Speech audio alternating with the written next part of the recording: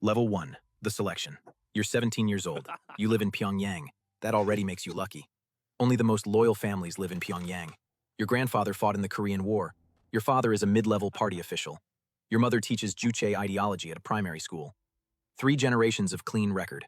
No relatives who defected, no relatives who were purged, no relatives who said the wrong thing to the wrong person. You're tall, 6 feet, broad shoulders, good eyesight. You're the kind of person who looks calm even when he isn't. One day a man comes to your school. He's in military uniform, but he doesn't look like regular military. He watches the students during physical training.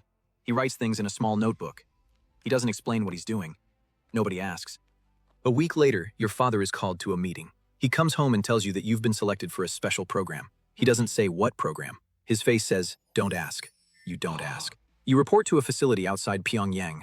Gray buildings, high walls, no signs. There are 40 other young men there. Nobody knows each other. Nobody talks much. You all have the same look. Tall, clean, blank faces. You wonder if you look like them. You probably do. A general addresses you on the first day. He says you have been chosen because of your family, your physical abilities, and your loyalty record. He says the work you will do is the highest honor a Korean man can receive. He says you will protect the most important person on earth. He doesn't say the name. He doesn't need to. You understand what you've been chosen for. You feel pride. You also feel something else underneath the pride. Something you don't have a word for yet. Level 2, the training. You train for 3 years. Physical training first. Every morning 5 a.m. Running, weights, combat. You train until you can run 10 kilometers in full gear without stopping. You train until fighting becomes automatic, something your body does before your brain decides. You train until pain is just information, not a reason to stop. Then weapons. Pistols, rifles, close protection techniques. You learn to shoot while moving.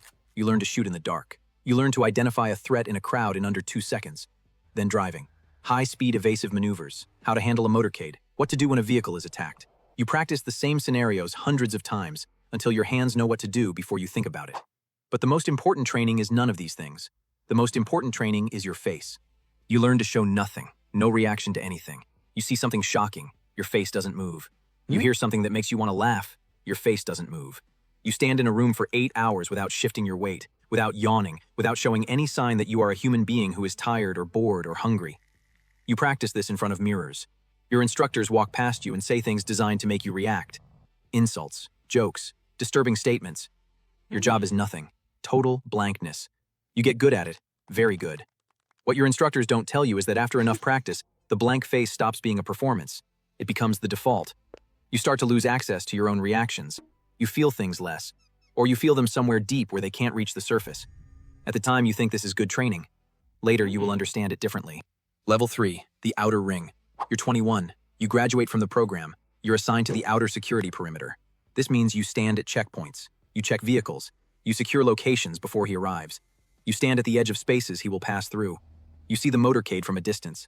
Black vehicles moving fast. That's all. You do this for 2 years. It sounds boring. It isn't. The pressure is constant. Every position you stand in, you're responsible for a section of ground. If something happens in your section, you failed. Failure here doesn't mean a poor performance review. You watch everything. Every person, every vehicle, every rooftop, every window. You develop a kind of permanent alertness that doesn't turn off. You sleep lightly. You sit with your back to walls. You notice exits in every room you enter. Your family sees you on holidays. Your mother says you've changed. She says it like it's a good thing. You nod and say nothing. There's not much to say.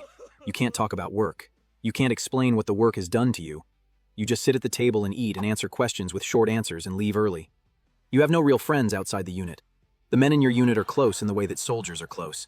You trust them with your life. You don't tell them anything real about yourself. Neither do they. That's the arrangement. Level 4, the inner ring. You're 23. Someone noticed your performance. You're promoted to the inner protection detail.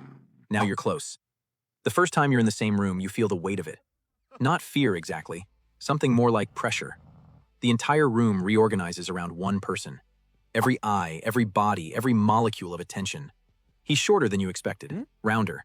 He moves carefully, like someone who has been told his whole life that every movement is significant. He probably has been. Your job is to be present and invisible at the same time. You stand 2 meters away and you see everything, and you react to nothing, and you remember nothing. That last part is the most important. What you see in this room does not exist outside this room. You see things. You see him angry in ways that are not the controlled public anger you've watched on screens. Personal anger, small anger, a dish that wasn't right, a schedule that was slightly off. An aide who answered a question too slowly. The reactions are fast and disproportionate, and the people around him absorb them with bent heads and careful silence. You see him afraid sometimes. You don't expect this. He's afraid of flying. Before he boards a plane, there's a specific stillness in him that you learn to recognize. Not the stillness of calm, the stillness of someone managing fear with enormous effort. You see him human in ways that are deeply strange after a lifetime of being told he is something more than human. You file all of this nowhere. You store it in a place with no shelves and no door,